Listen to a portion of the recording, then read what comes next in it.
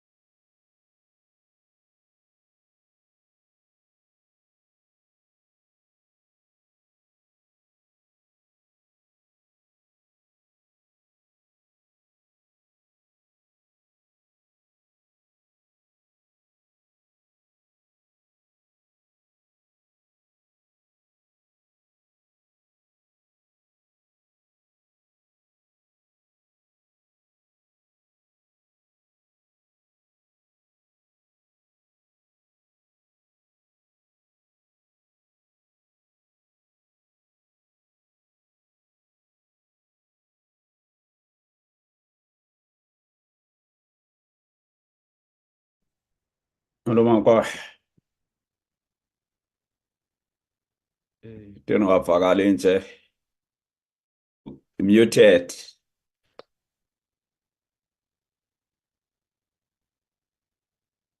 Molo che, Kunjani? niphile Chabasi, nakhona ninjani? Kulila khona. Singaqala.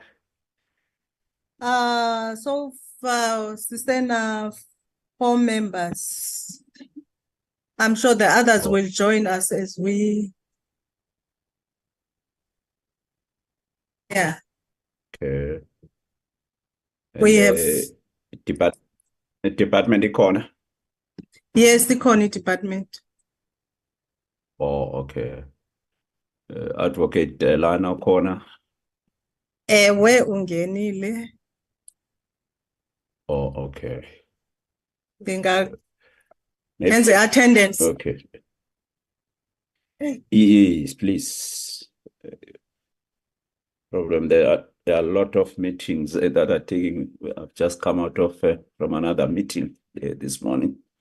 It's still continuing. And I know where Honorable Dango was also part of that meeting. I don't know if he's left it to join this one. There's what is called PGIR, International Relations. Hi, Honorable Mamarakhane.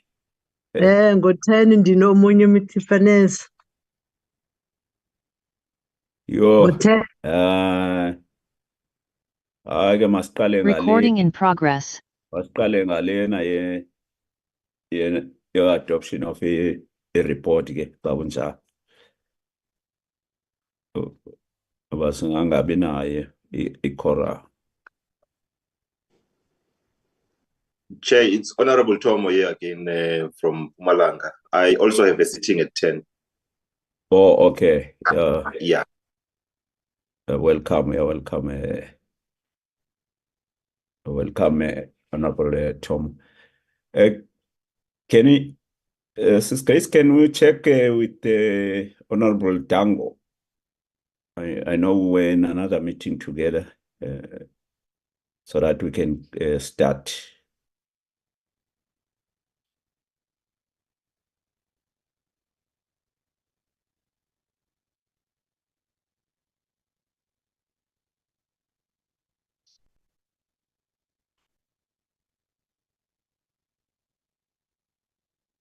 In the meantime, let's start. You'll pardon us, Advocate Telana. We will have to now start with Advocate Ibrahim. Honorable members, let's formally welcome you and the both Department DTIC and Small Business Development. So the DG is connected from the Department of Small Business Development. And also the management of a small development department of small I'm not sure about DTIC for now. You are all welcome. Also welcome provinces we have joined. Today we're dealing with two legislations: the Companies Amendment as well as the Companies Second Amendment, and also the National Small Enterprise Amendment Bills.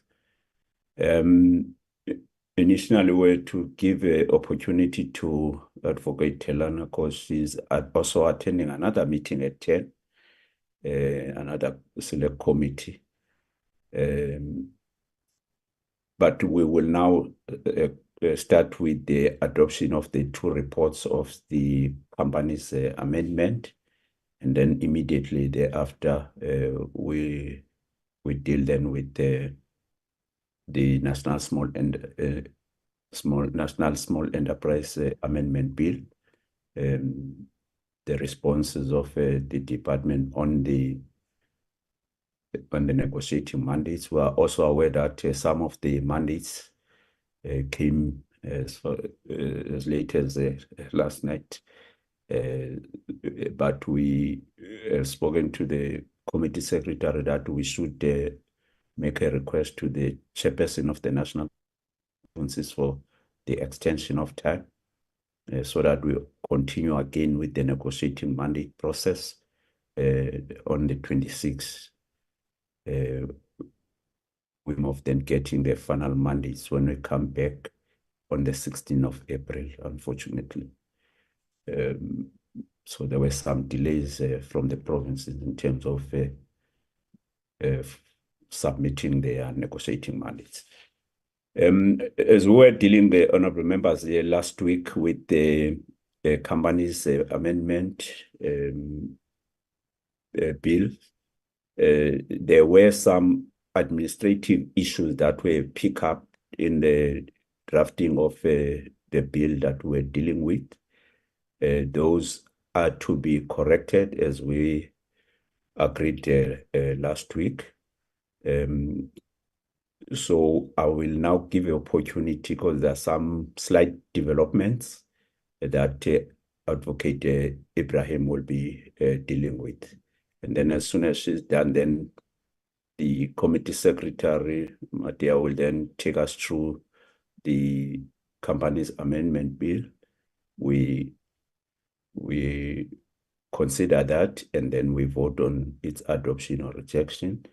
And then we put the next one, which is the second amendment on the company's bill. So that's how we will be continuing with the processes. Let me now welcome Advocate Ibrahim and hand over to her.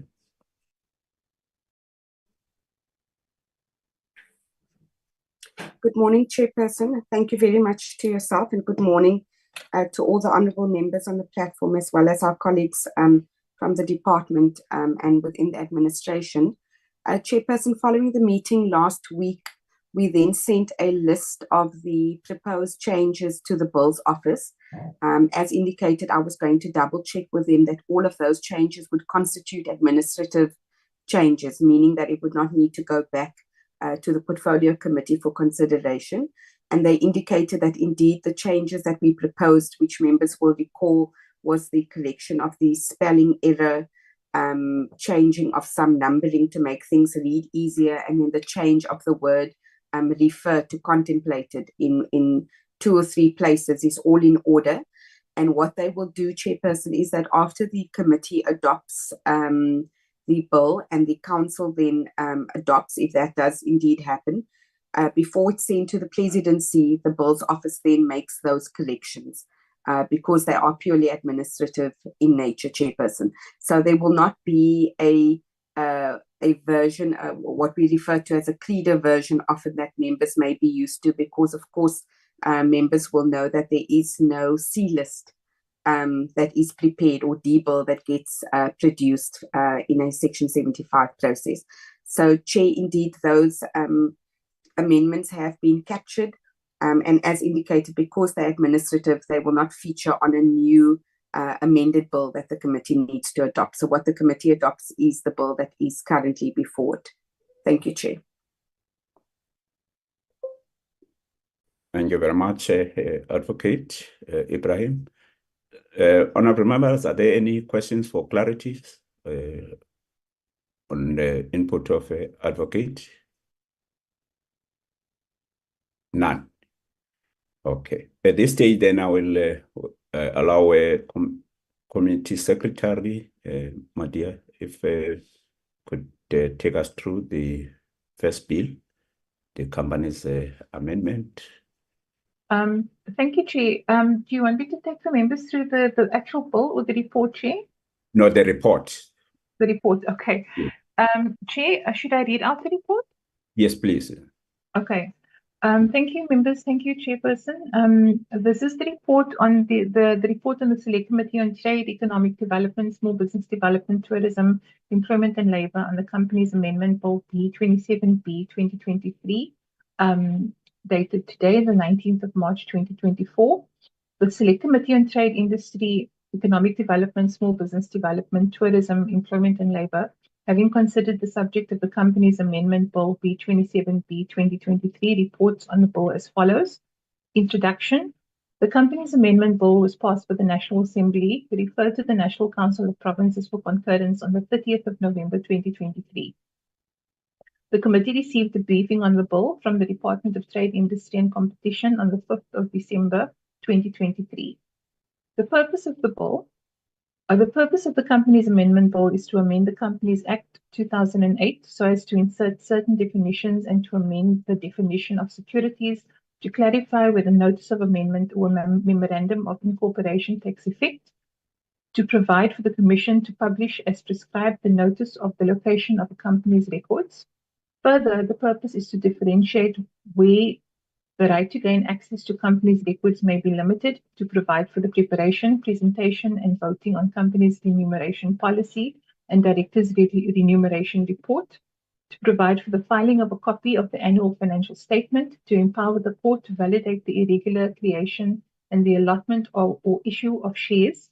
In addition, to clarify that shares which are not fully paid are to be transferred to a stakeholder and dealt with in terms of a stakeholder agreement, to exclude the subsidiary company from the requirements relating to financial assistance, to provide for instances where special resolution is required for the acquisition by a company of its own shares, to provide for a social and ethics committee report and remuneration report, but also to be presented at an annual general meeting of a public company, to provide for the circumstances under which a private company will be a regulated company.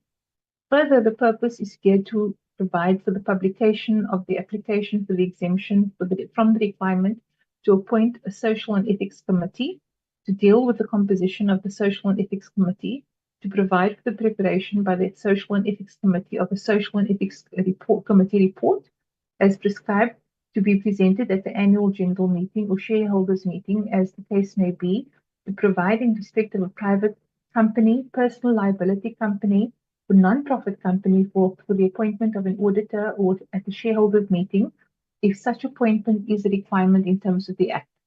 In addition, the envisaged Act is crafted to extend the definition of an employee share scheme to include situations where there are purchases of shares of a company, to provide for the determination by the Minister in consultation with the panel of financial thresholds for purposes of identifying the private companies which parts B and C of Chapter 5 of the Act apply, to provide for the post-commencement finance for unpaid amounts that are due to the landlord during business rescue proceedings, to provide for the Commission to substitute a contested name of a company under certain circumstances.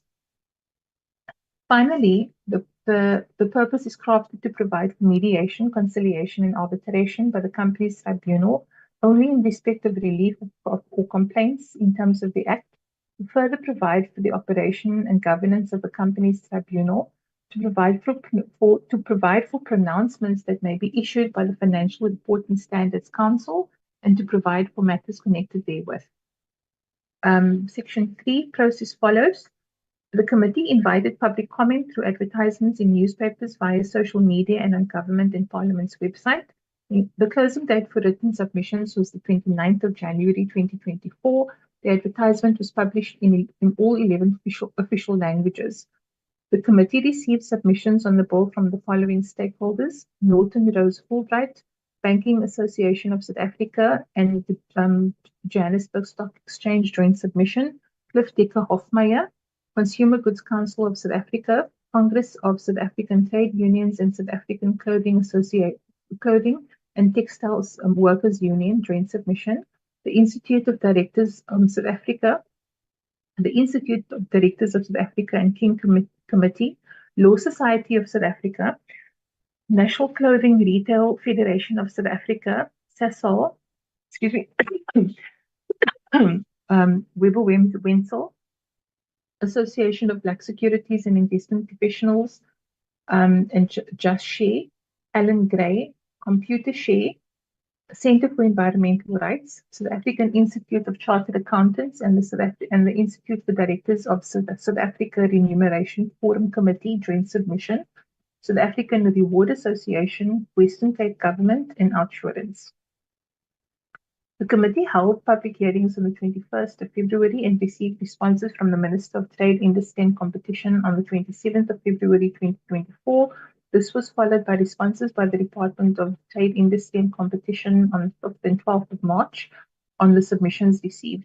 On the 12th of March, the committee deliberated on the bill. The outcome of the committee's deliberation: 5 members of the African National Congress voted in support of the bill, 2 members of the Democratic Alliance voted against the bill. The committee agreed to the bill without amendments. Report to be considered. And that is the company's amendment bill report, Chair. Thank you so much, Ms. Solomons. Honorable members, any comments on the report?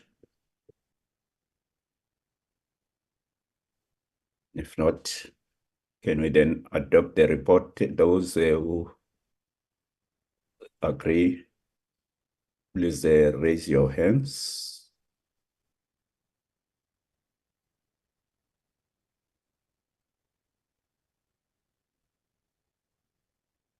Smarty, you'll assist me in terms of counting. Okay, thank you, Chair. Chair, we have 5 hands. We have Honorable Moimang, Honorable Dango, Honorable Mashori, yourself, Honorable Hai, and Honorable Mamarahani.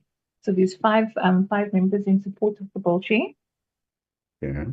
Honorable members, can you please lower your hands?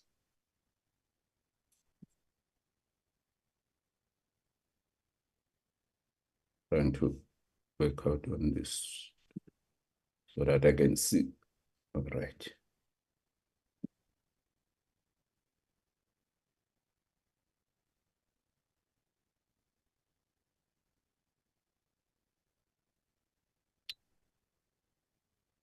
I'm just trying to check the names. Okay. Those who are voting against the adoption of the report, please raise your hand.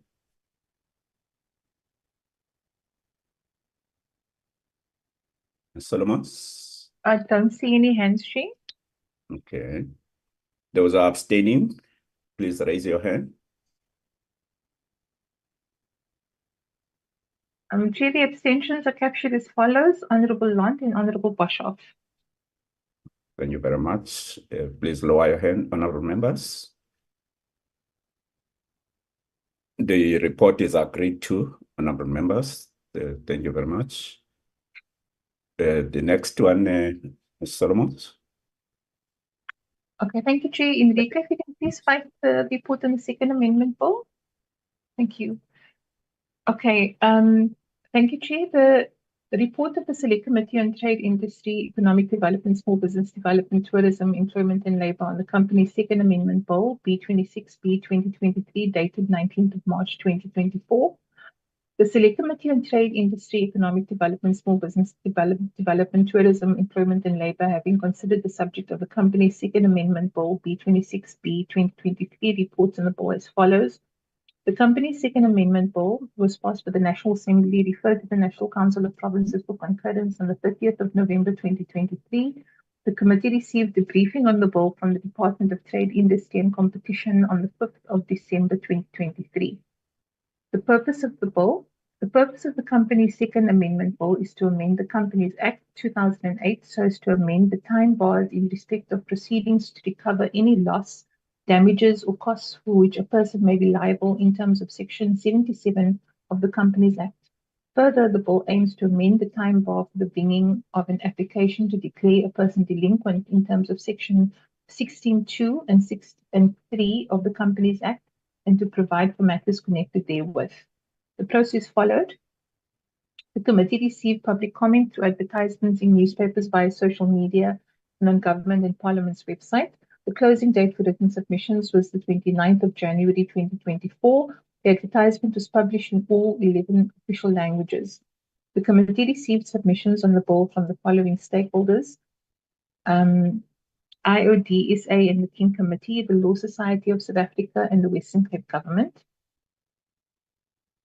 The committee held public hearings on the 21st of February and received responses from the Minister of Trade, Industry and Competition on the 27th of February 2024.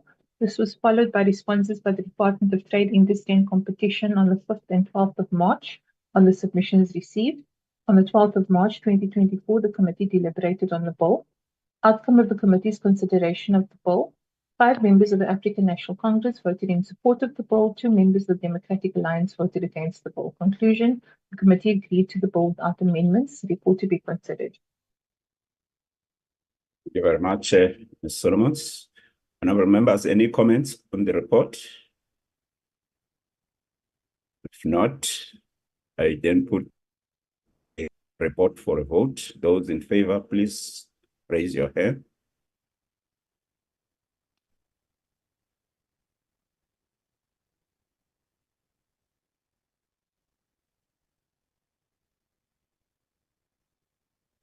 May I Solomon. proceed, Chair? Yes, please. As follows: Honourable Moimang, Honourable Mamarhane, Honourable Mashodi, Honourable Kai, and Honourable Dango.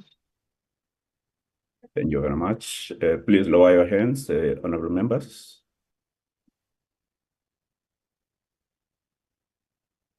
Thank you so much. Those voting against the adoption of the report, please raise your hand. There are no hands, Chair. Thank you very much. Those who are abstaining, please raise your hand. Chair, the abstentions are captured as follows: Honourable Lant and Honourable Boshoff. Thank you so much. You can lower your hands, honourable members. The report is agreed to. Thank you very much, honourable members. So the report will then be 80 seat, honourable members. I've seen in the NCOP report provisionally scheduled for the 26th of March, that is next week on Tuesday, to be considered by the House. Thank you so much. Let's thank the DTIC, just in the DG, DDG is amongst us, and the parliamentary liaison officers, Sulufelo and Saroj. Thank you very much. You are free to leave the platform, but if you want to continue listening on other items, you are free to do so. Thank you so much. Let me also thank Advocate Ibrahim for assisting the committee with legal advice since we started with the process. Then we received a briefing from the department on the 5th of December. So we've been working with them throughout the process. Thank you very much for your assistance, Advocate. You are also free to leave the platform if you so wish. Thank you so much. Thank you, Chair. Thank you so much, Doc. Thank you, Advocate. We now go to Advocate Telane to deal with the constitutional matters that relate to the negotiating mandates that come from the provinces. After that, Morning. we'll hand over then to the department. Morning, Chairperson. Could I just ask Nozipiwo to please give me sharing rights? Okay. Can you do so, Sis Grace?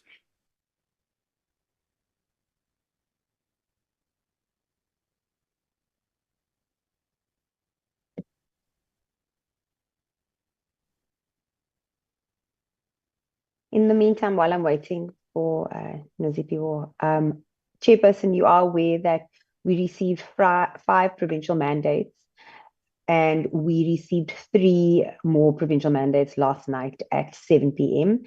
I think the last one came in at about 9. Therefore, we haven't applied our mind as legal services to the 3 that came in. So I do ask the committee's indulgence just for us to apply our mind to those mandates and then present them at the next committee meeting. Yes. Yeah, that's what I was indicating, that we will also be applying to the chairperson of the National Council of Provinces for the extension of time. Both yourself and the department will be responding to those that they received on time. And then next week, perhaps we could have a comprehensive then responses.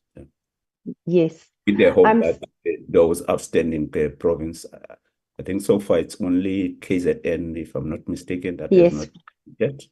Yeah. We're still waiting on KZN. Yeah. I still don't have sharing rights.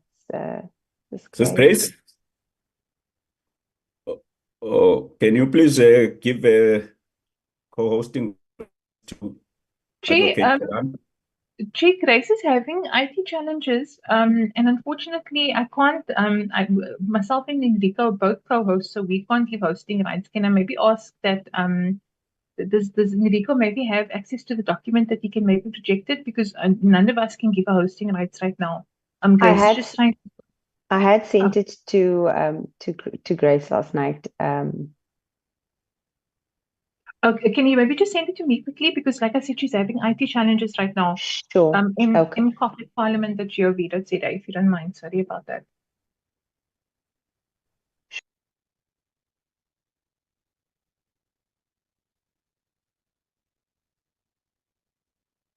Sorry about that, Chair.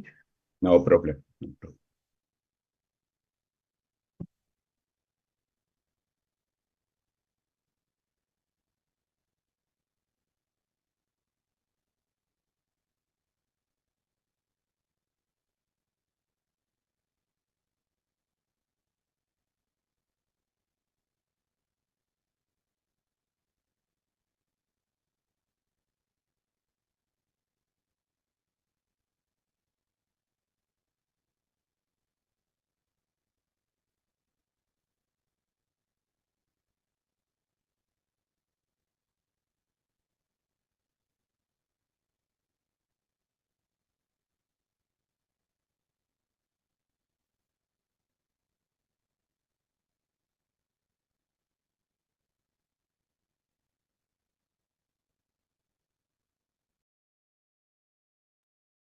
Thank you, Chair. I've just received the document and I've sent it to Enrico. Enrico, can you please project?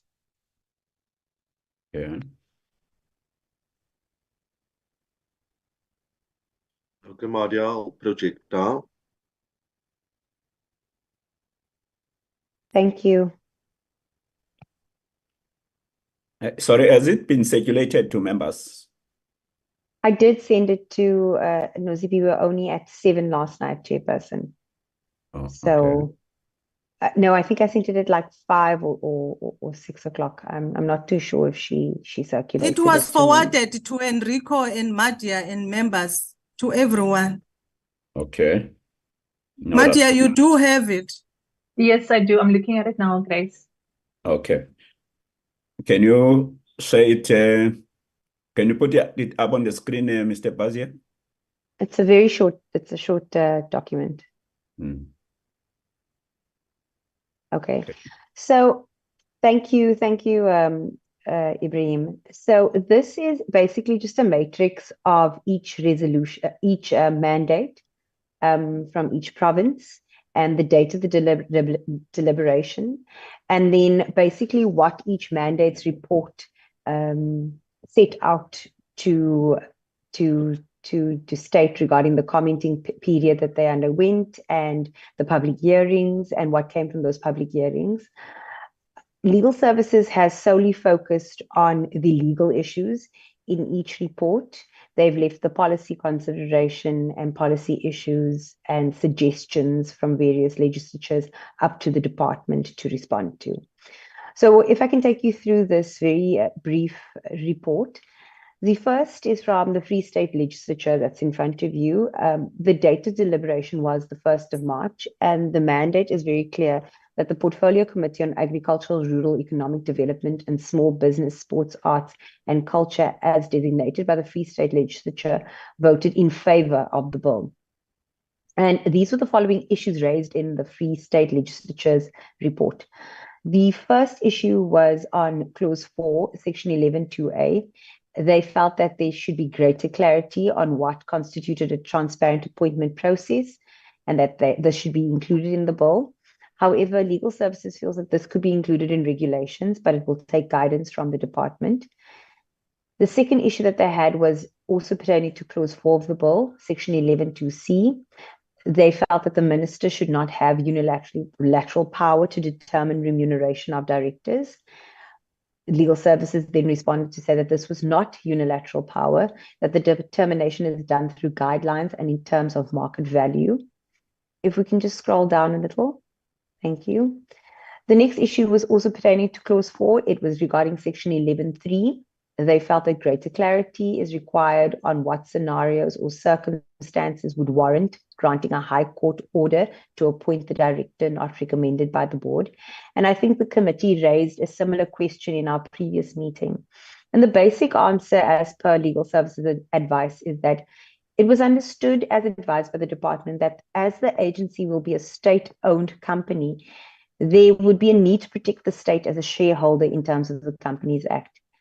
Where the board and the shareholders do not agree, the shareholder can apply to the court to determine any rights of the shareholder, including an appropriate order, and this is in terms of the Companies Act. We can then move on to the next issue, which is Section 16(1). They felt that there should be a more comprehensive qualifications on the board for board members, not a board criteria. They felt that a broad criterion shouldn't be included, but actual specific comprehensive qualifications for each board members. And Legal Services has responded as follows, that the list of what skills and knowledge should not be included in the Act, as this would be too restrictive. It is understood that when you read Section 15, Section 16, and Section 17 together, that the skills, knowledge, and experience required of a board will align with the functions of the board. However, the department can provide clarity as to why the list of qualifying criteria was not included, but it is Legal Services' opinion that a criteria should not ever be included in an Act, as it might limit the Act somewhat. If we can move on, if we can look at 17(f)(1)(2), there was a suggestion that alternative appointment processes or the Ombud should be established, as the current appointment process provides the minister with unilateral power. Once again, CLSO would like to state that the minister appoints an Ombud after shortlisting, and this is done by the NA. The shortlisting is done by the NA. The minister does not have unilateral power. Section 17(f)(1) states that the nomination process must be transparent. The next issue was also regarding Clause 5. It was Section 17(f)(5), and this was the fact that the remuneration of the Ombud and the Deputy Ombud should require parliamentary approval. CLSO has also said that this is a policy decision for the department to respond to, and it is not in it's not our area of expertise whether or not Parliament should be an approval authority, and it was a policy decision for it not to be an approval authority. Section 17(s), Clause 5, that was the next issue, and this was in regards to the regulations made by the minister relating to the Ombud. The Free State Legislature felt that the Ombud should be... Hello? No, continue, Advocate. I think Ms. Denise Zulu's phone is, microphone is on. Yes. Yeah. They felt that it should be submitted to Parliament for consideration, that all regulations should be submitted to Parliament for consideration prior to the minister making these regulations. And Legal Services has stated that delegated legislation making by members of the executive is an essential part of public administration and gives effects to policies set by the legislature. And this is this has been decided on in terms of the new Clicks judgment.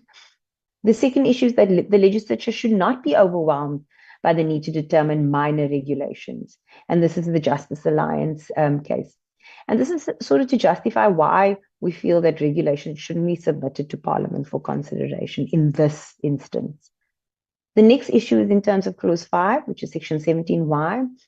This was vague. It was a vague provision. They felt that the minister's power to declare unfair practices requires clarification.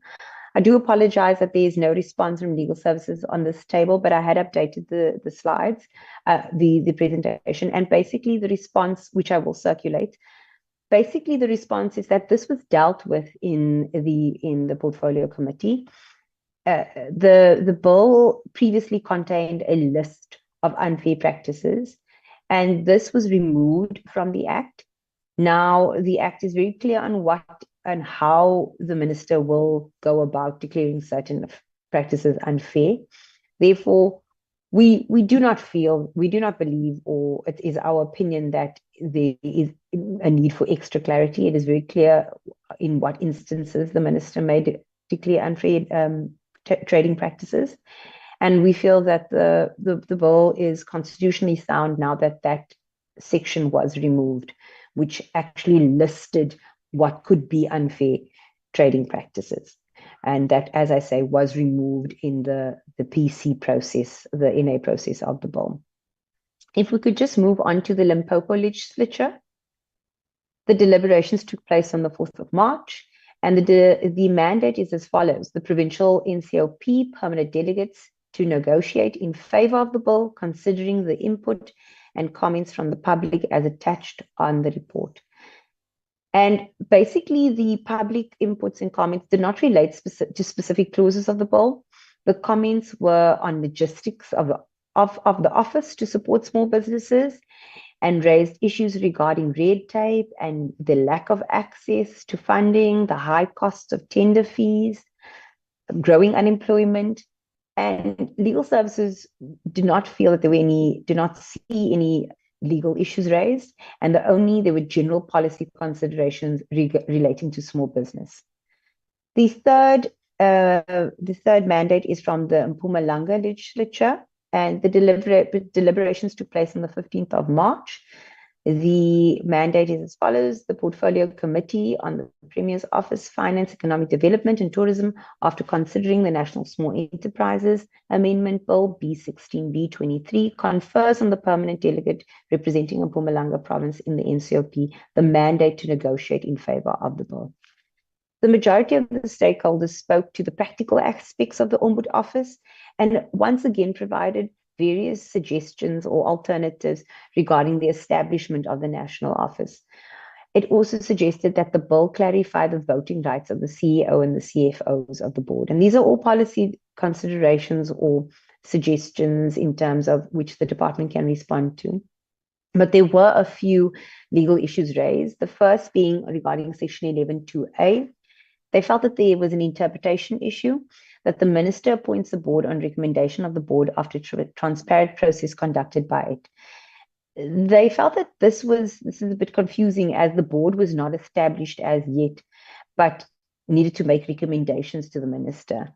However, there are executive and non-executive board members, but also there's a transitional arrangement that can be found in Section 10, and Section 10 supports the appointment of the board members. Section 16.4, they felt that they requested clarity regarding the voting rights of the CEO and the CFO. And this is a policy decision whether these should be included or should not be included. Section 17B, they felt that this was a conflict of interest as members of the human resources would, if you could just scroll down, committee will have to nominate themselves to serve on the board. But this is standard. This is how boards are established and subcommittees are established in terms of the Companies Act, in terms of Section 72 of the Companies Act. If we can then move down to the Northwest Legislature, members can see that the deliberations took place on the 7th of March, and the mandate was as follows, that the Northwest Provincial Legislature votes in favor of the bill. All districts voted in support of the bill. However, there were a number of questions raised in public hearings, and the majority of the public comments centered around the policy and implementation decisions taken by the department regarding small businesses and the establishment of the Ombud. Legal Services believes that there are no legal issues raised and that the only general policy considerations relating to small businesses were raised by submitters and that this should be responded to by the department. And the next one and the last one is the Northern Cape. Deliberations took place on the 5th of March.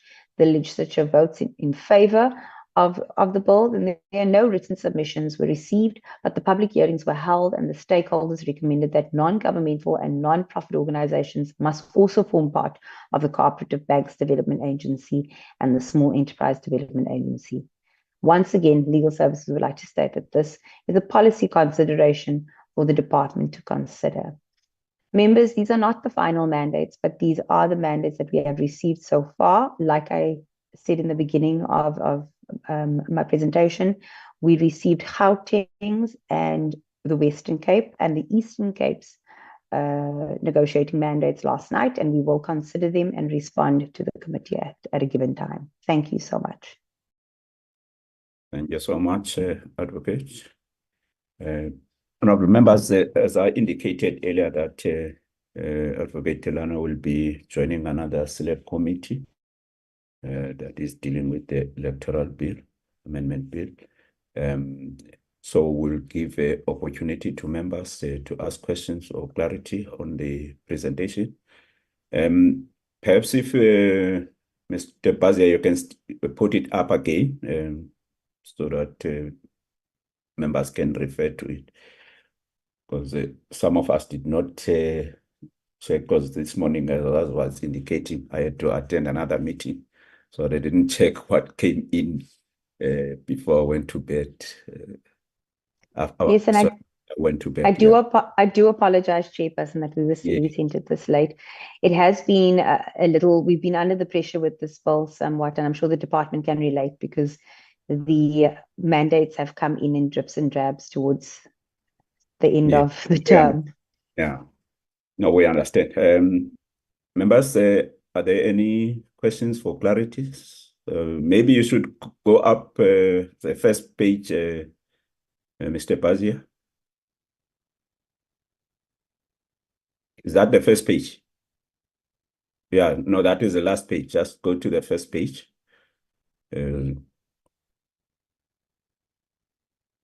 Provinces are also allowed to ask questions for clarity on the legal issues that the legal advisor is commented on. You can scroll down slowly, Mr. Percy. So on Free State, the clauses that are being responded to is clause 4 on section 11, 2A, 2C, and also section 11.3, subsection 3. So I take it that so far there are no questions for clarity. Scroll down, Mr. Percy.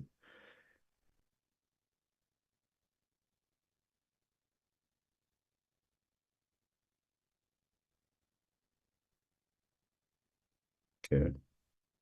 The only question, Chair, is on the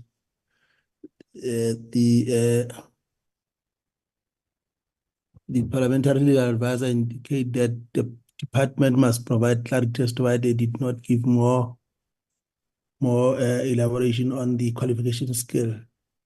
And I see we're just passing. Probably maybe they can help us in regard to that. Yeah, no, we advise, well, I mean, when we considered the bill and the legal response would be, we can understand why logically you would not include a list of criteria that you needed for various board members or various skill sets for the Ombud. So we understood the reason behind that, because you would not want a closed list of skills. You'd try and make it as general as possible, because if there was something else that you would have to add, you'd have to come back and amend the bill. But I mean, if there was a different reason then the department should just maybe provide us with clarity. But that is our understanding why. Yeah. Right. I think Mr. Honorable Lunt's hand is up, Chairperson, from what I Okay, can see. Honorable Lunt. Chairperson, that's why I didn't jump in, because my point could have been made at any stage. But with this legislation, and I mean, we hear the legal advisors raising the concern. We hear the committee assistants, the secretaries raising the concerns. There's the complaints coming from provinces on the number of bills that is now being pushed through here at the end.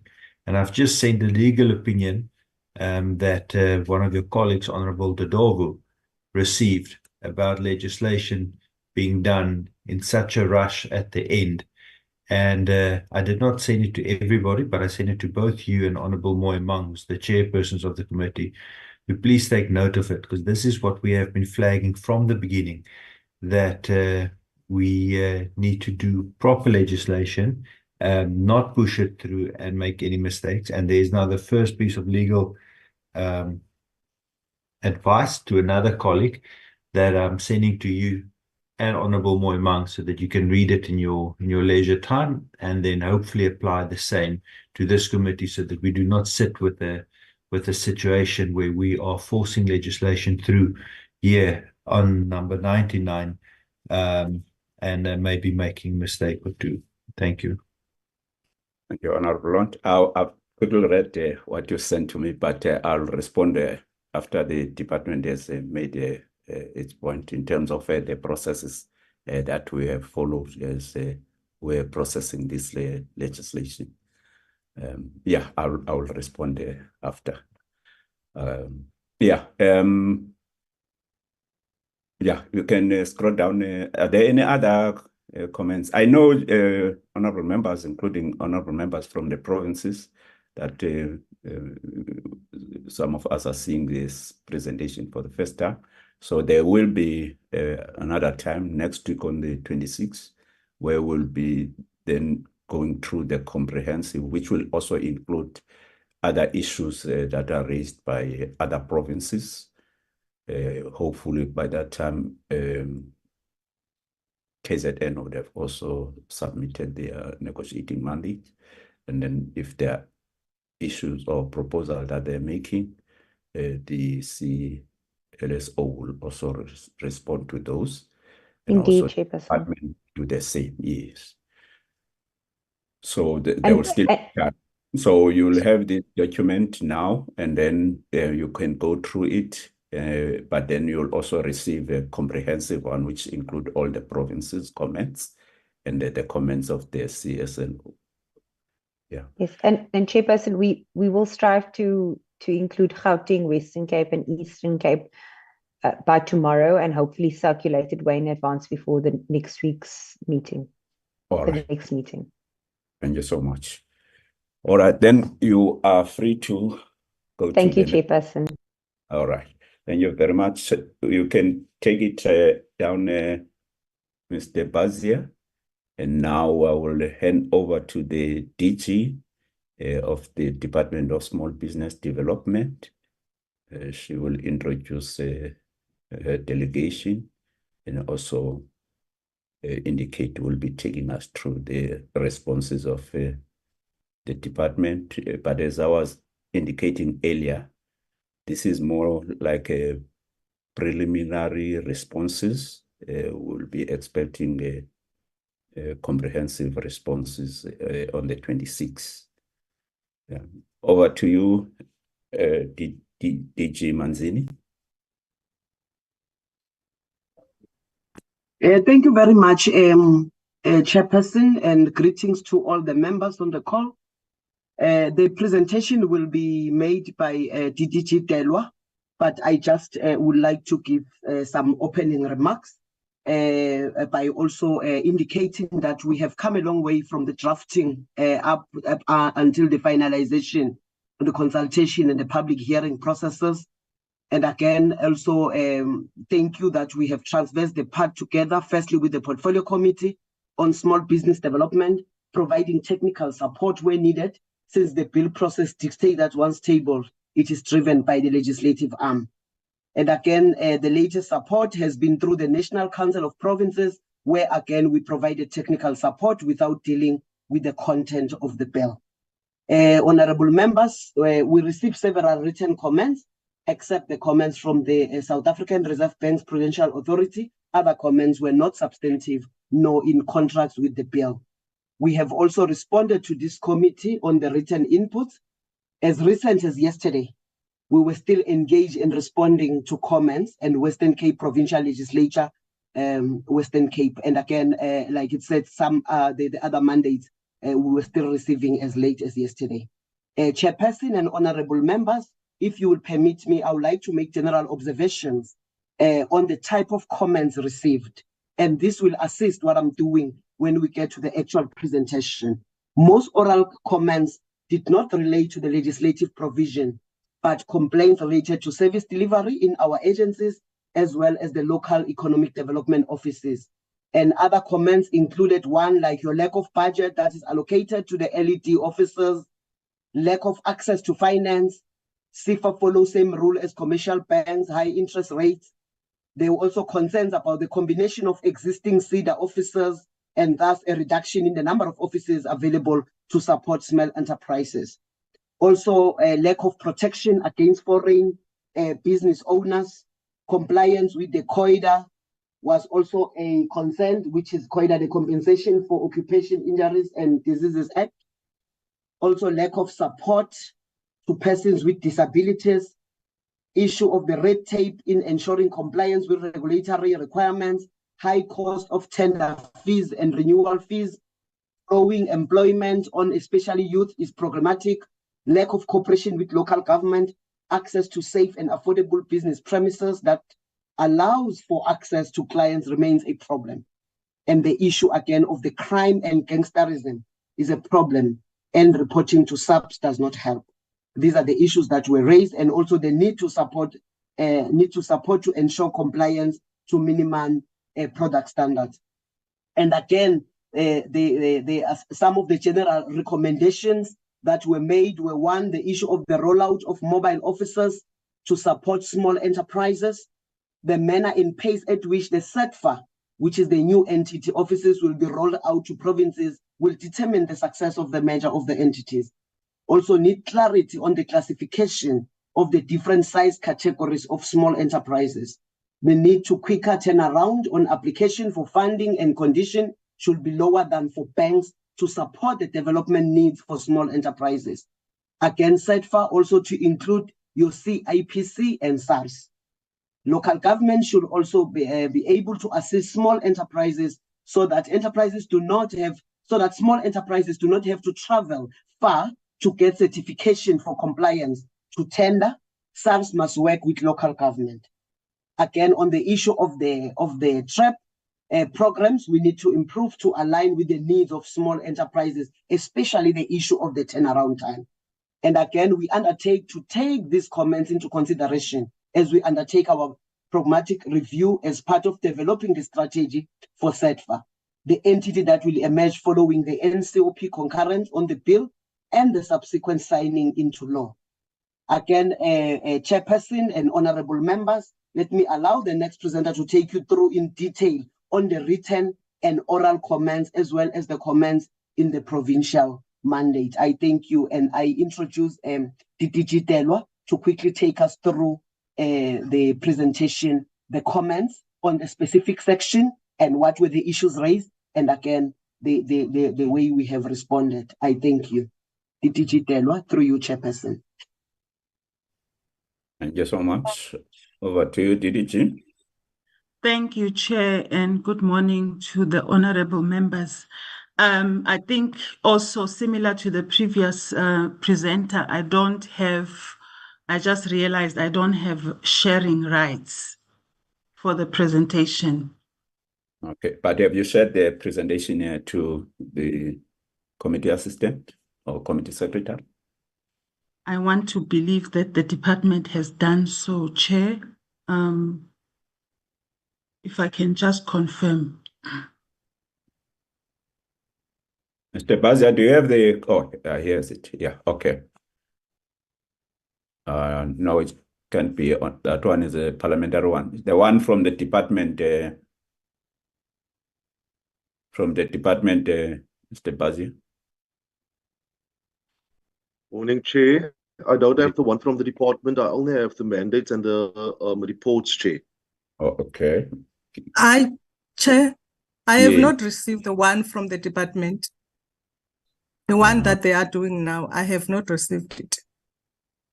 DDG is supposed to have received, they said, before this committee meeting sits, so that members can go through the report, so that they are able to ask questions for clarity and engage your responses. My apologies, sir. It was sent early this morning. I'm just trying to forward it. I'm really sorry about that. Given that you'll still be doing the same then in next week, so we'll pardon you. We'll expecting then a comprehensive report, which also includes the one that you've already commented on or responded on.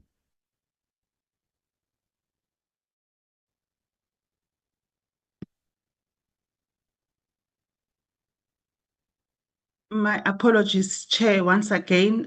It's being forwarded, but maybe if the Chair will permit, if I can start while the colleagues are receiving and flighting it. Let's wait so that we can see which clause Okay. is. All right. Okay. All right, Chair. Thanks. That's a minute here.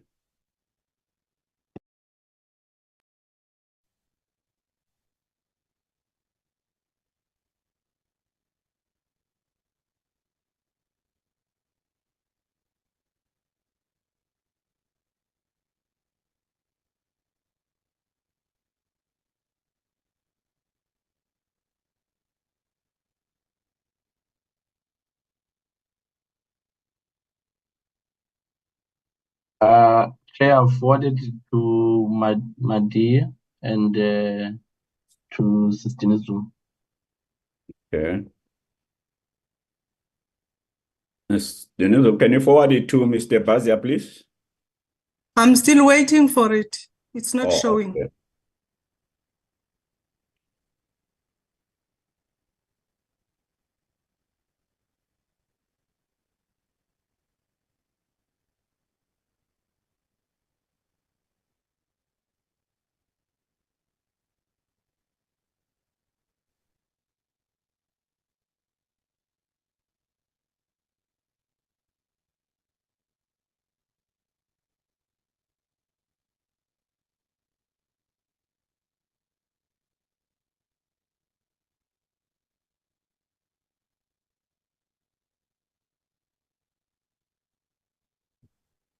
Chair, we've just sent it to Forwarded it to you, Enrico. Oh, sorry. Okay, Sorry. Sis Grace, I will flight it now. Okay.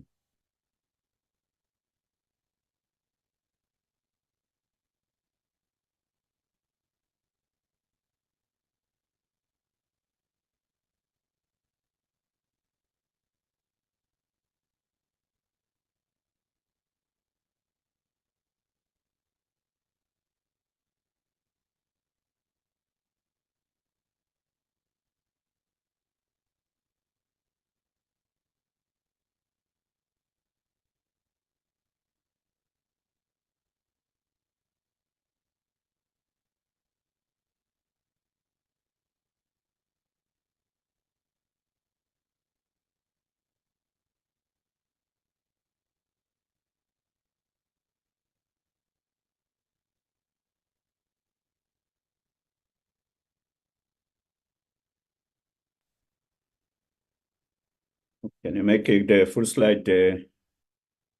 Okay. Over to you, DDG.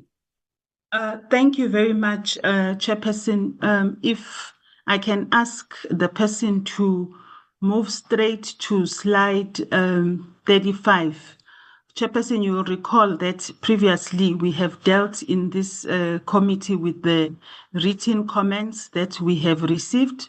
I think the update there is to say that the concerns that were raised have been addressed.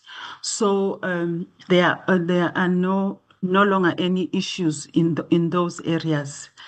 Just to come specifically to the mandates, we are going to cover the mandates received from Free State, Limpopo, Mpumalanga, Northern Cape, Northwest, and Western Cape. As of the evening when this was being done, we still didn't look at the Eastern Cape, Gauteng, even though they were received, and KwaZulu-Natal, which is yet to be received. Next slide.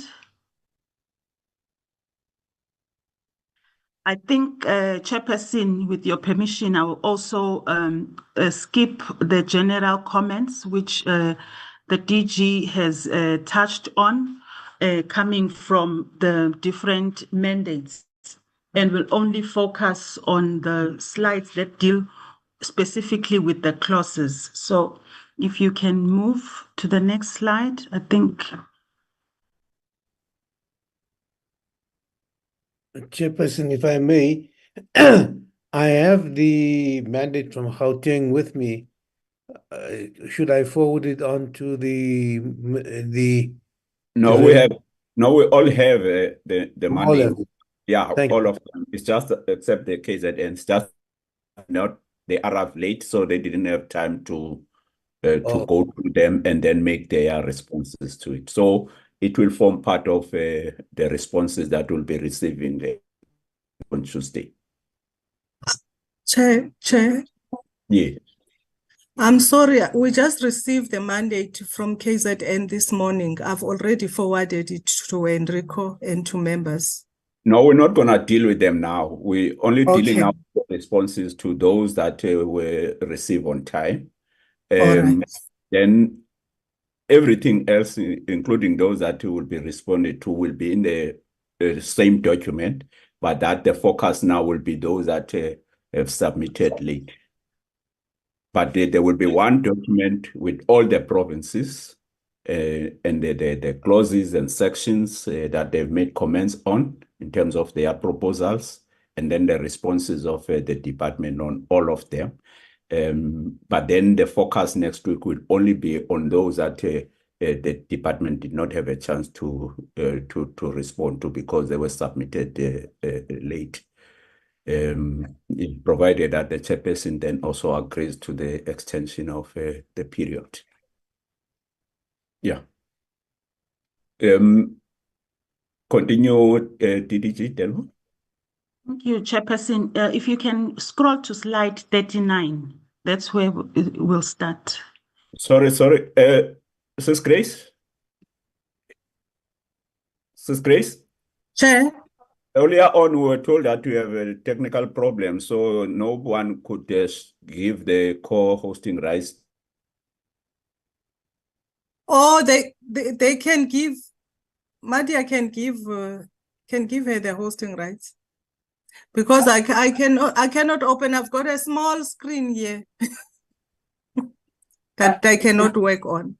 Grace, I'm the co-host. I don't have permissions to give anybody, only you unless you give me the hosting rights. I won't be able to give co-host rights to anybody. So they can forward the documents to Enrico.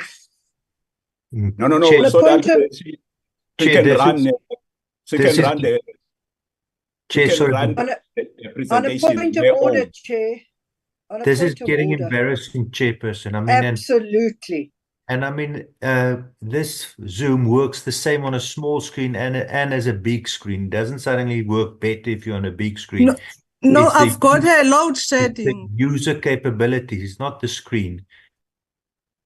I've got a load shedding. No, Chair. we all have load shedding and we prepare for that, Chair. Goodness I don't know- gracious me. I don't know what's going on. Everybody is just speaking.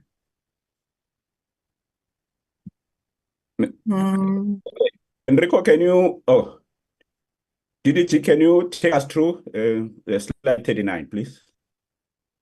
Thank you, Chairperson. I think here it's relating to the language and the drafting errors that were raised in the bill. Our response really is that the bill has been certified by Oxlaa and that it's consistent and properly drafted in the form and style which conforms to the legislative practices. Another issue that was raised was on the language. I think the bill has been translated to most languages, and in terms of the provinces, some provinces ensured that the bill was presented in more than one language. Next slide. And then there was a comment that the bill lacked comprehensive assessment of external economic factors. They are listed here, such as market dynamics, global economic trends, and so forth. The response is that the bill did go through the SAYAS process with DPME, and that there is a final SAYAS report that complies with the minimum requirements with the certification of compliance issued by DPME. Next slide.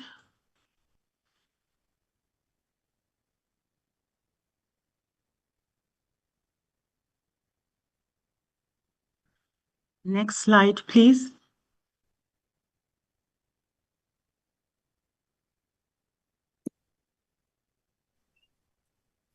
Chairperson.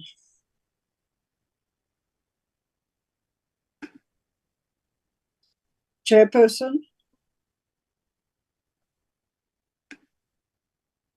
No, this is Yes. really getting.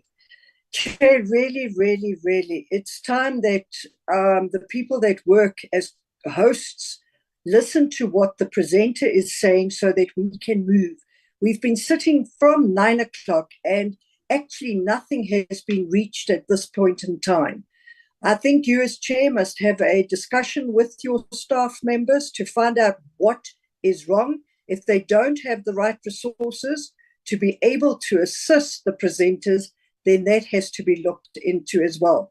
We cannot sit here day in and day out with this type of, what shall I call it, assistance. Noted, Honorable Boshoff. But Mr. Bazia, can you take off the screen so that DDG can run the screen herself, because she has been given now hosting rights. Can DDG, can you please put up the screen yourself so that you can drive the process yourself? Thank you so much.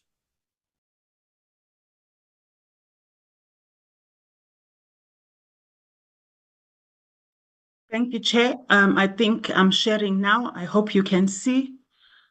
Yes, we can see. Thank you, Chair. I think I've dealt with the issue of the CS. The other issue that was raised really was that the turnaround time, and which we have noted really, Chairperson.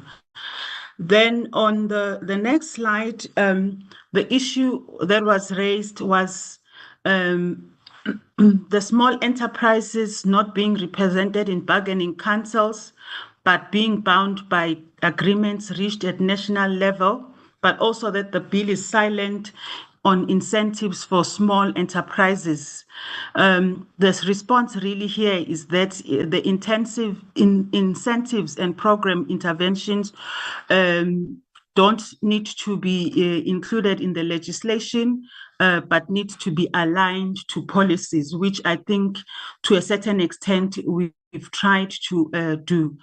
Then in terms of the actual sections, section 11, subsection 2 on the shareholder powers, the comment, the input there was is that the minister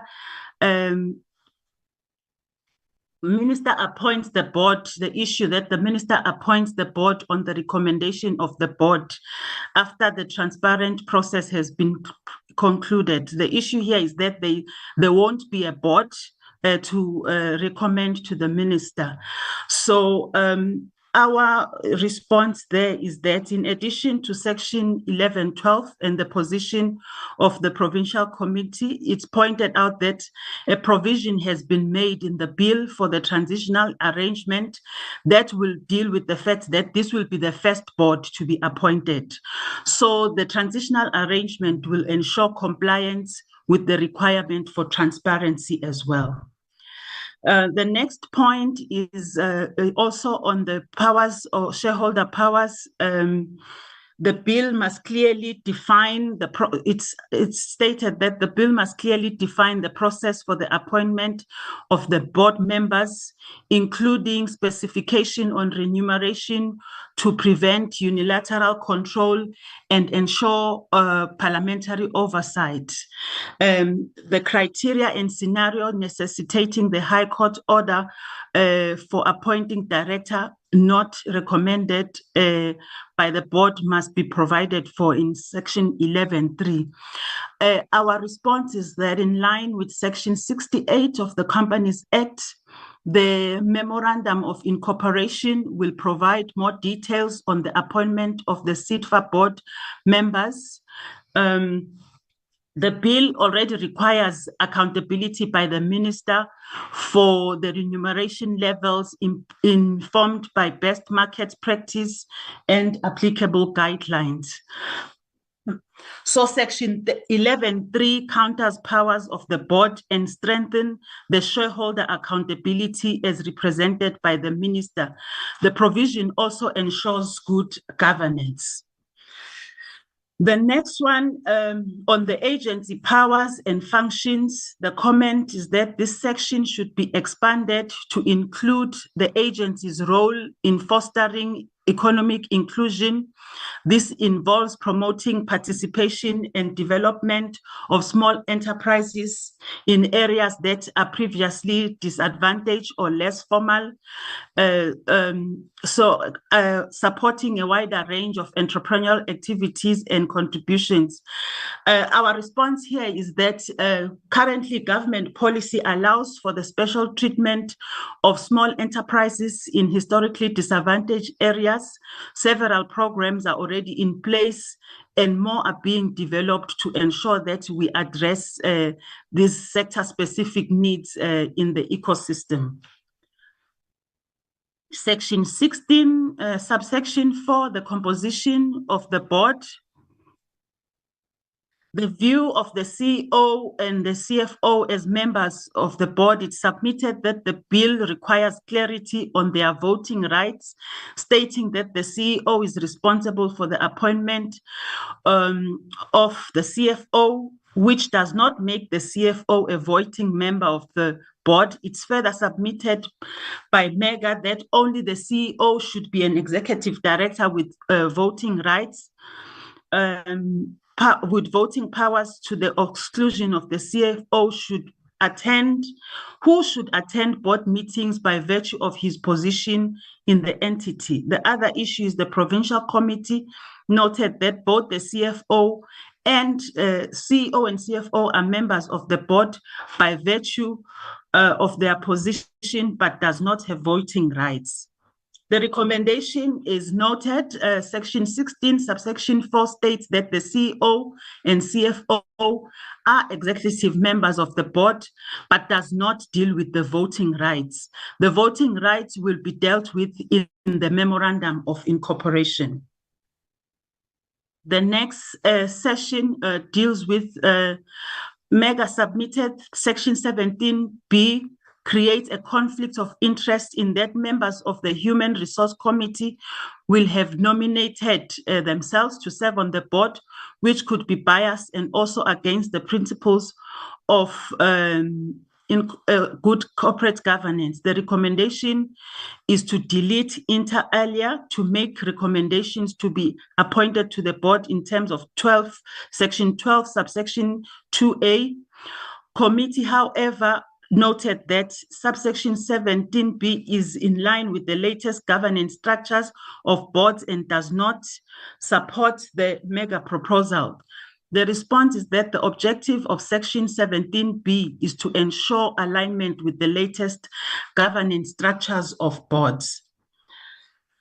On the chapter 2 of the Act on the advisory body, in chapter 3 of the bill on the ombuds, the bill retains an advisory body working alongside the ombuds service. Both are crucial for supportive business ecosystem, yet require careful management of their broad discretionary powers to avoid abuse. A response really here is that the objectives and functions of the advisory body and the Ombud are respectively provided for in the Act and the bill.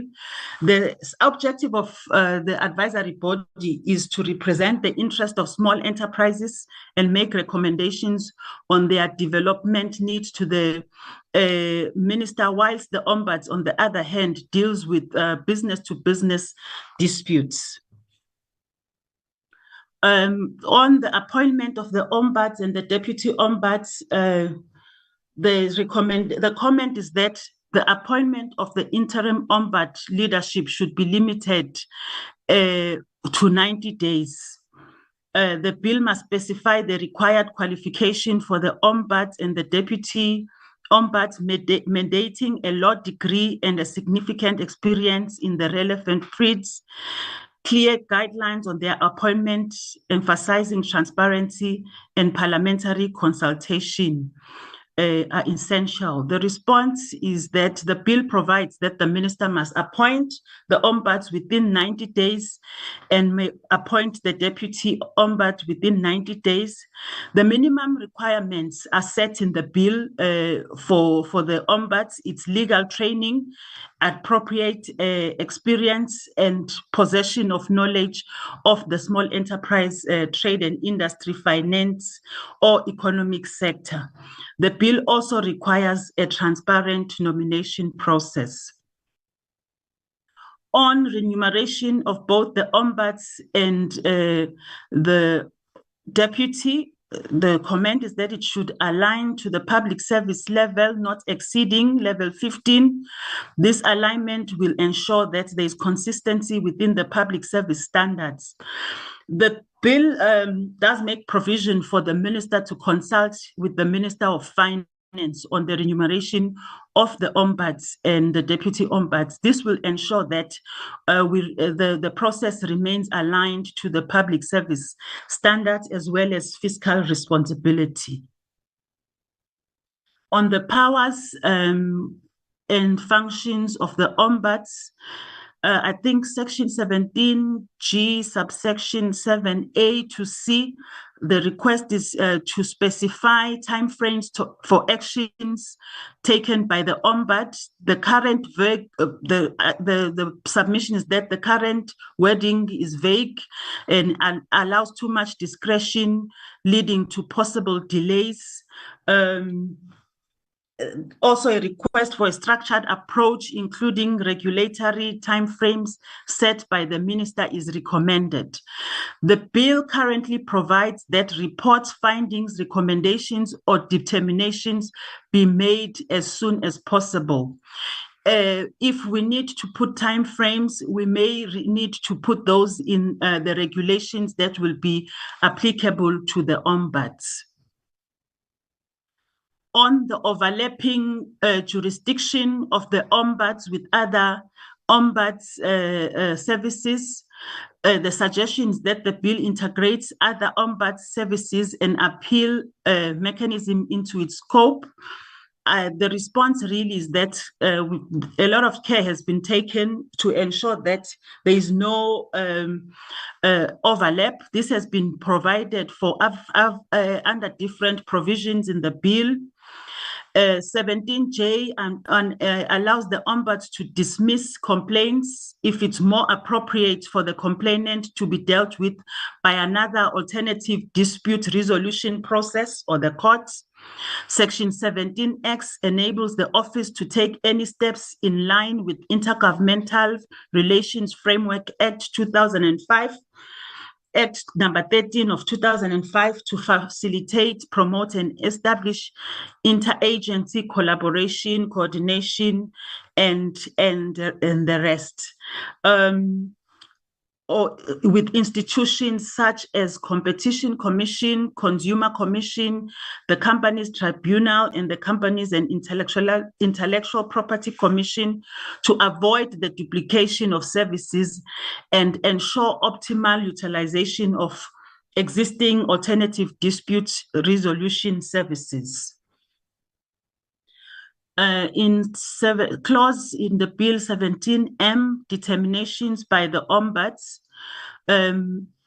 The comment recognizes the adjudicatory authority granted to the ombuds for resolving complaints. However, there is a call for amendments to provide explicit procedural details, including whether determinations will be made following hearings or based on documentary evidence. The aim is to ensure the ombuds adjudication process is transparent and fair. The response is that to ensure the determination by the ombuds is transparent and fair, Section 17M 5 to 8 requires compliance with normal court rules. Copies of determinations and reasons thereof will be submitted to the clerk or registrar of the court that would have had jurisdiction on the matter. And there is also a right to judicial review. 17N on the staff of office.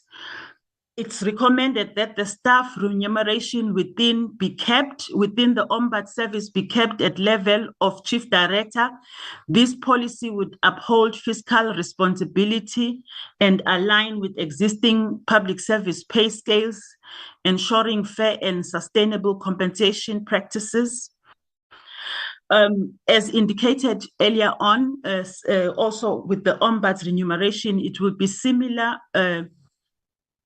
In this case, the minister will consult with the Minister of Finance to determine the director's remuneration, including allowances and benefits, and other terms of conditions of employment, as well as the staff establishment of the office and the remuneration and allowances and conditions of appointment of the members.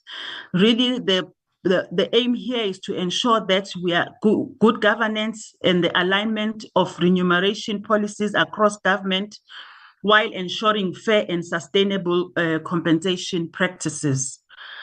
On accountability, the current requirement for financial reporting within 3 months after the fiscal year end should be revised to align with 2 months mandated for national departments under the PFMA. The response really here is that Section 17Q subsection 1 starts by stating subject to the PFMA. So it is subject to the PFMA will take precedence in this case in terms of the reporting requirements. 17S, regulations applicable to the ombuds. Section 17S 1B to provide detailed guidelines on the types of case fees the small enterprise ombuds may impose. Such clarity will ensure transparency in fee structuring and prevent financial barriers for small enterprises in seeking assistance. Just to respond, this section requires the minister to make regulations regarding the payment to the office by a party involved in a complaint submitted to the ombuds in case of case fees in respect of the consideration of the complaint by the ombuds. The bill thus requires, for instance, subordinary legislation and not just guidelines. On unfair trading practices, Section 17Y, bill should not repeat constitutional rights such as those in 17Y 692, affirming small enterprises' right to trade and transact freely. Instead, it should focus on specific legal frameworks that uniquely empower and protect small enterprises. The terms related to adjudicate and adjudication in the alternative dispute resolution process require a clearer definition within the bill. The proposed Section 17G1A should be amended to ensure that the language clearly reflects the Ombuds's role in resolving disputes amicably without formal court adjudication, thus removing any potential misunderstanding about their function. Section 17Y is necessary to set the parameters for unfair trading practice as they relate to the right of small enterprises. It unpacks and qualifies the right of small enterprises to trade and transact freely by specifying the right of small enterprises as it relates to this provision in the bill. The bill also was certified by Oxley as consistent with the Constitution and properly drafted in the correct form.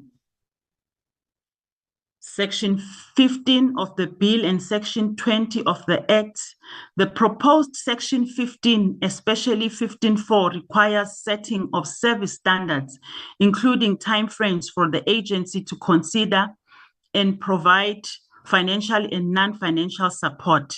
Additionally, Section 20 of the Act should be referred to for defining these service standards, ensuring the agency upholds and reports on them effectively. The response is that Section 15 of the bill refers to the finances of SIDFA and stipulates compliance requirements for money appropriated to SIDFA by Parliament, thus setting minimum requirements. Section 15, subsection 4 deals with the procedures to be followed when granting financial and non-financial support, specifically for the need for these procedures to allow for the review of such decisions. This is a minimum requirement. Section 20, subsection 1 of the Act enables the minister to make regulations regarding the design and implementation of financial support to facilitate access to finances by small enterprises and service provider. The regulation is not limited to money appropriated through Parliament. Chairperson, that's the end of the presentation. Thank you very much. We'll take the questions with the colleagues assisting online. Thank you. Thank you very much, DDG. If you can please take off with the presentation. Thank you so much. Honourable members, these are the responses to the on the provinces that have submitted. They were listed there, except Gauteng, KZN, and Eastern Cape. So if there are any questions of clarities on the proposal that they've made in terms of the relevant sections and relevant clauses. Any questions for clarity?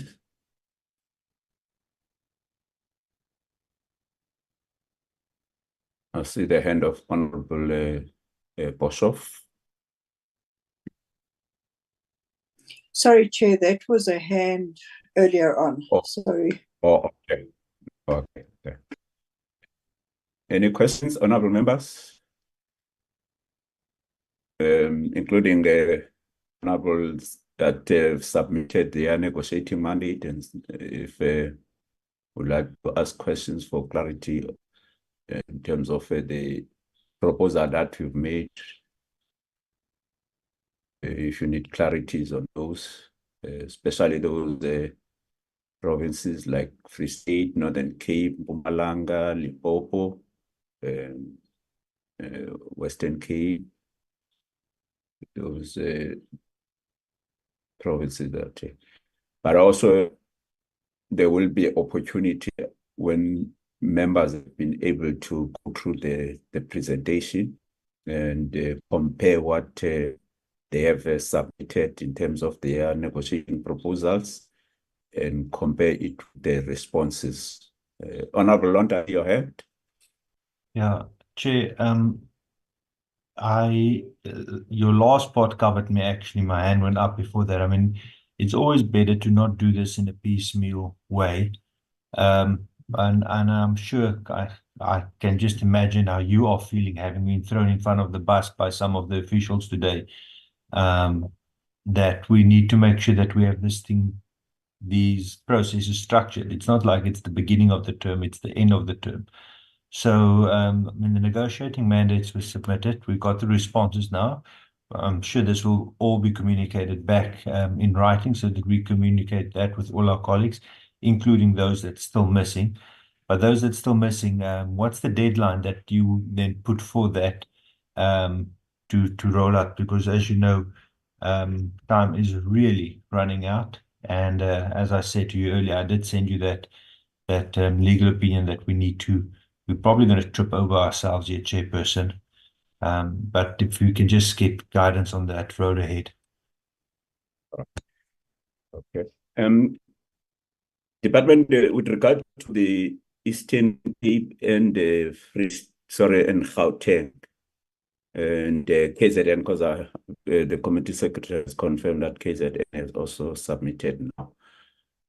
Can we agree that by Thursday we'll get the comprehensive responses now to all the provinces by Thursday? EG?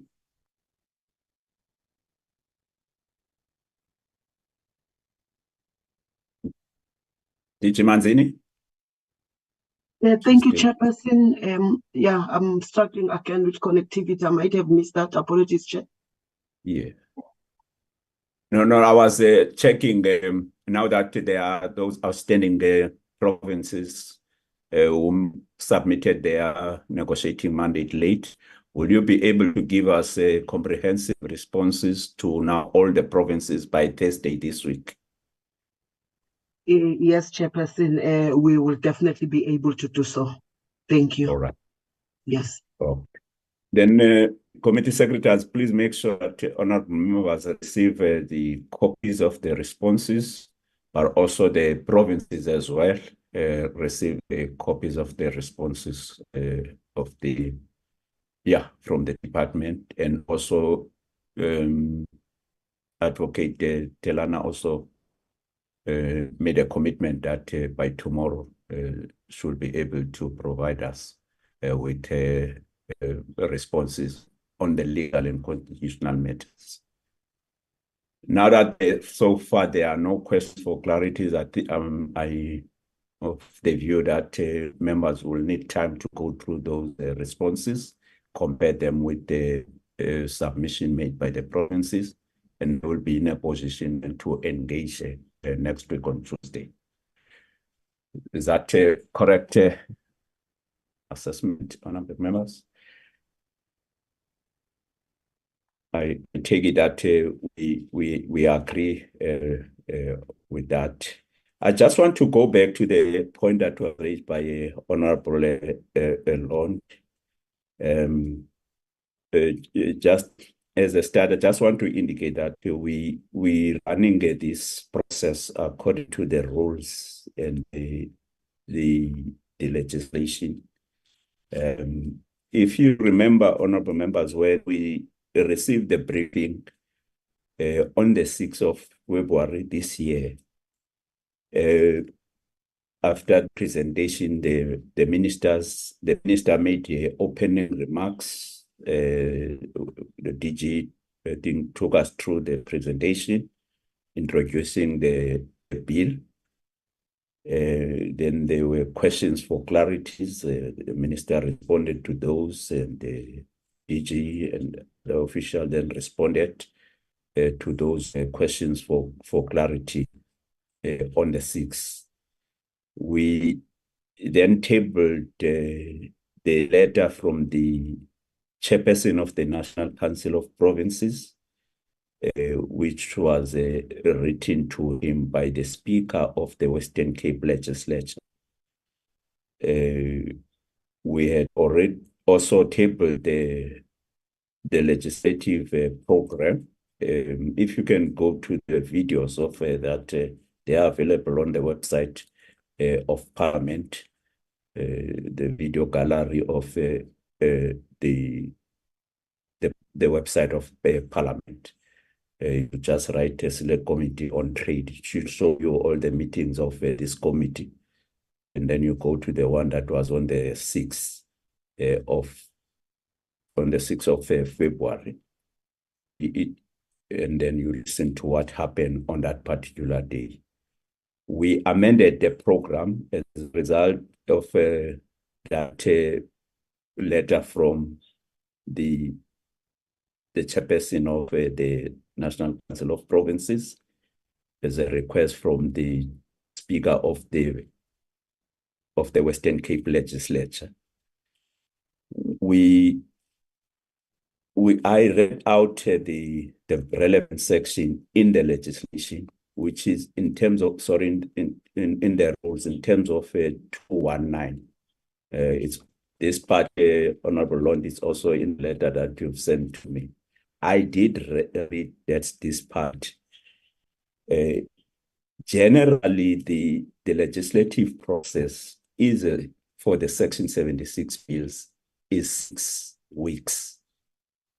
But then this rule says, depending on the substance of the bill, the period for consideration of the bill is at least 8 weeks. Remember that generally it's 6 weeks, but then depending on the substance.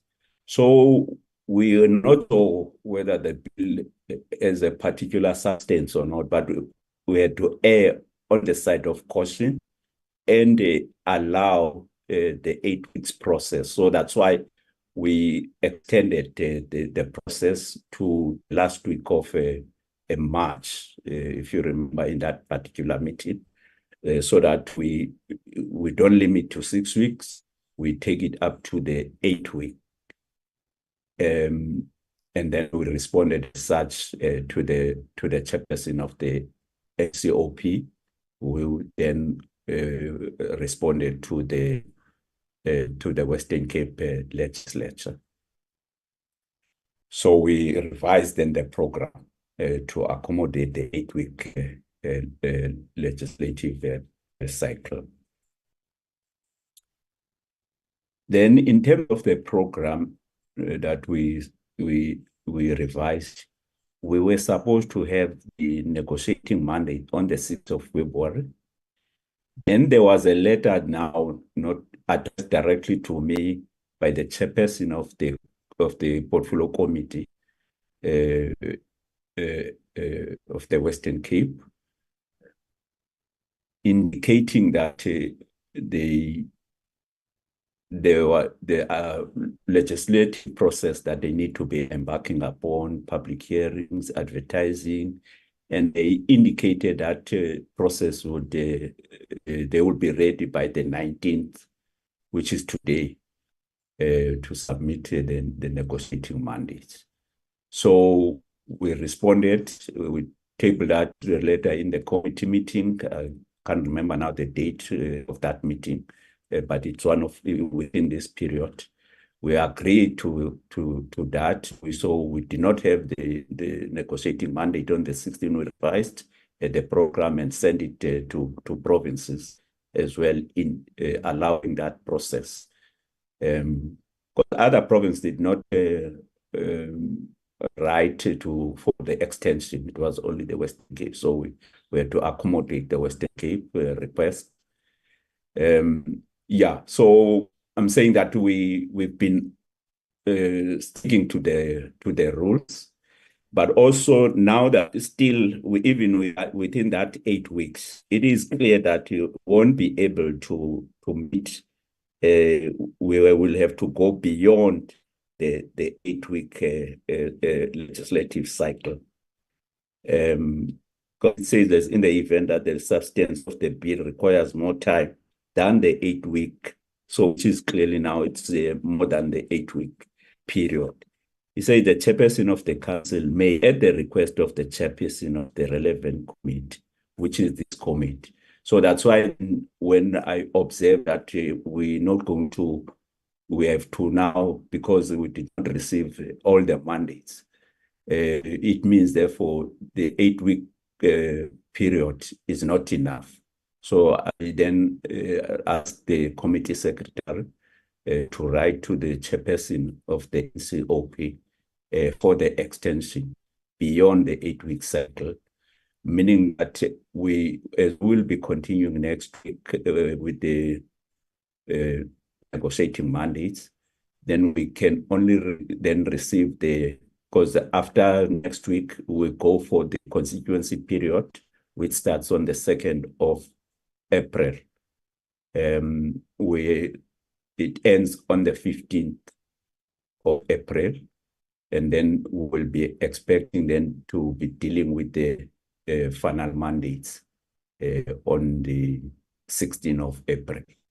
So that is a request that we will be making, because it is that the cycle is going to go beyond the 8-week cycle, as the rule 221 indicates that, 219, as it indicates that if it says in the event that the substance of the bill requires more time than the 8-week period, the chairperson of the council may, at the request of the chairperson of the relevant committee or speaker of a provincial legislature, extend that period. So we're making that request that the period be extended.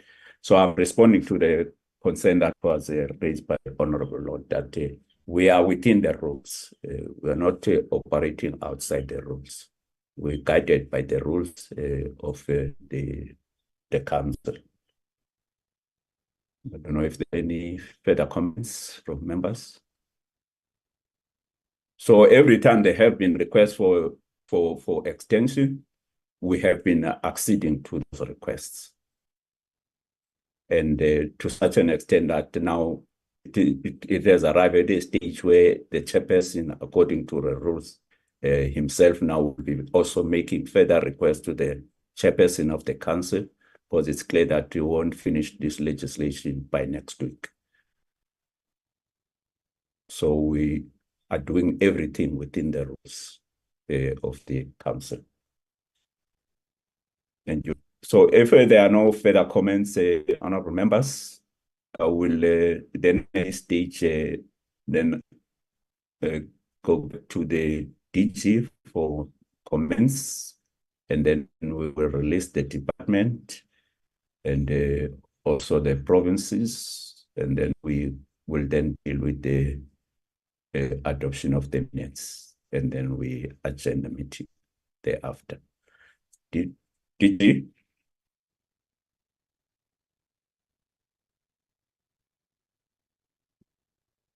Any comments?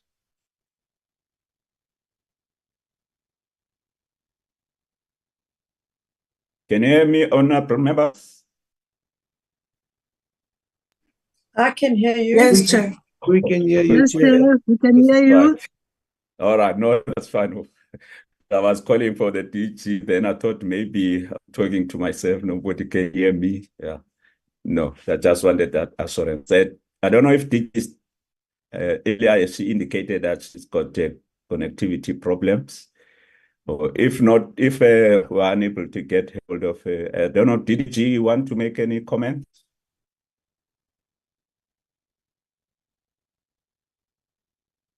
The DG, Thank you, Delwa? Thank you, Honorable Chairperson. Yes, the DG is still experiencing the challenges with the network. Nothing really on our side, except that we will honor the deadline of Thursday, Chairperson, and submit accordingly. Thank you very much. Thank you very much. I think next week then we will indicate. Usually the departments, when they come, they send us a list of those that will be coming, but also indicate they will be doing the presentation, so that these glitches can be avoided immediately, even before the meeting. Co-hosting rights can be given to whoever will be presenting. Thank you so much. We will see you again next week on Tuesday. Thank you so much. You are free to vacate the platform. Thank you, Chair. Also take this opportunity to thank the provinces that are with us. Thank you very much, honorable members, but also you are free to continue with us, but only have one item, that of confirming or adopting the minutes of the last meeting.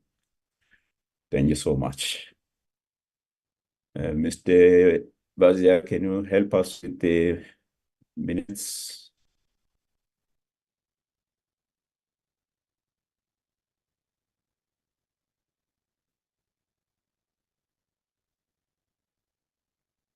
Do we have two sets of minutes?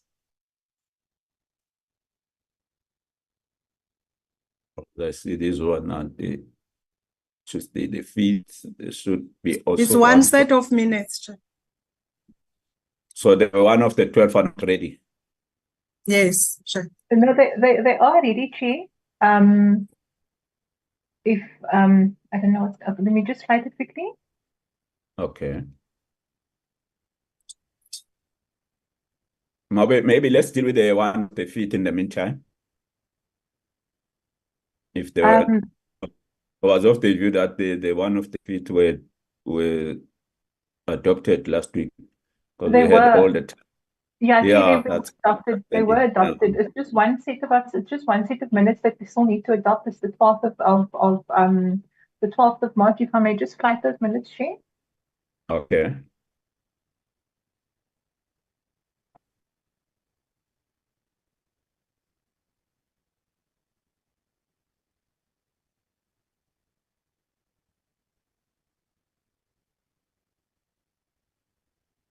Is my screen visible, Chair? Yes, yes. Okay, we can go down.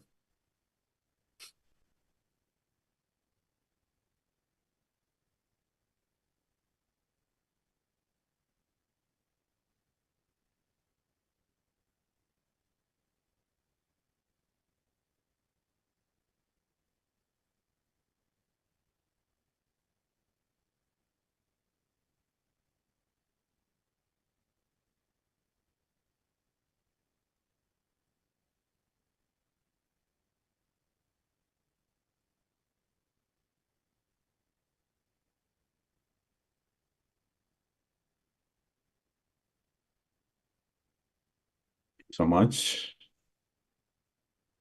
Are there any corrections, honorable members, on the minutes? I think they've.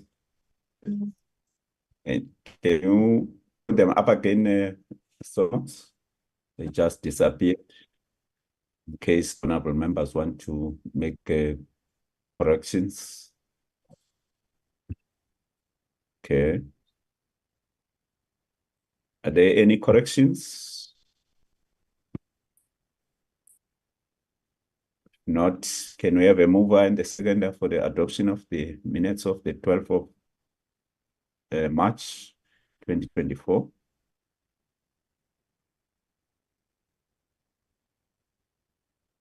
Chairperson, I will move. Oh, Honorable Dango's hand is up. Thank you, Honorable Dango. Any seconder?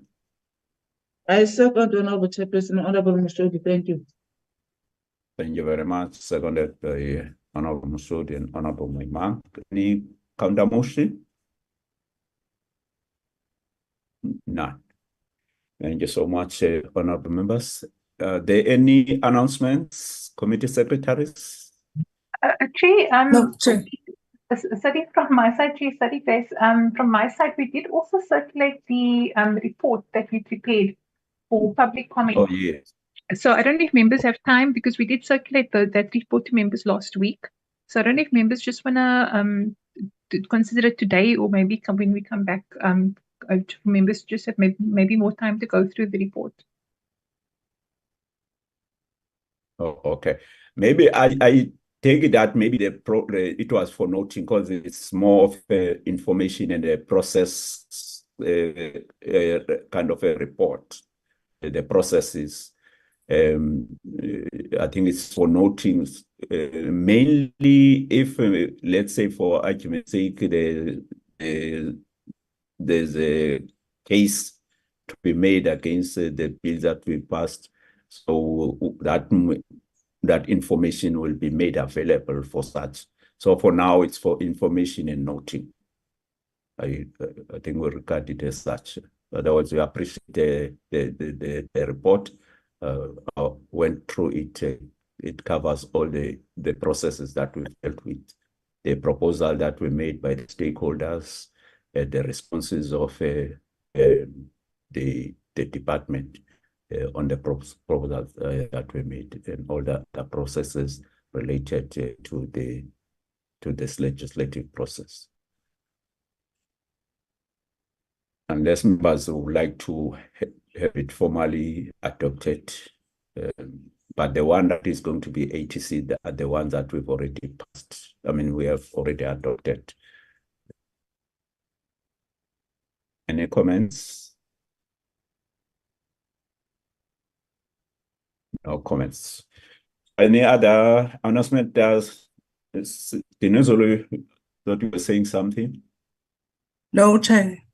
I'm covered. Oh, okay. All right. Thanks. Mr.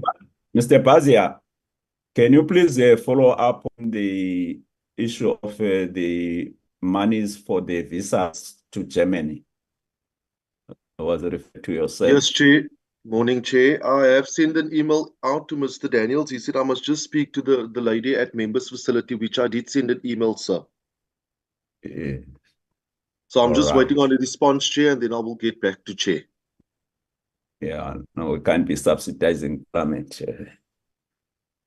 So we need those monies that we paid.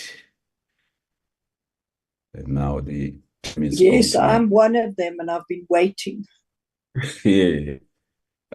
Yeah, we Mr. Bazia will update us by next week, Mr. Bazia, we should have a final conclusion. No, on Chair, I this will issue. have feedback to Chair by latest tomorrow. All right, thank you so much. Now, members, if there are no other comments or any other business, the meeting is adjourned. Thank you so much for your attendance and participation. Also, thanks to the provinces, committees. Thanks to the provincial liaison officers for their assistance. They've been keeping the chairpersons of portfolio committees on their toes in terms of this negotiating mandate. Thank you so much to staff of the committee, staff of Parliament, PMG, our guests, and media. Thank you so much. The meeting is adjourned.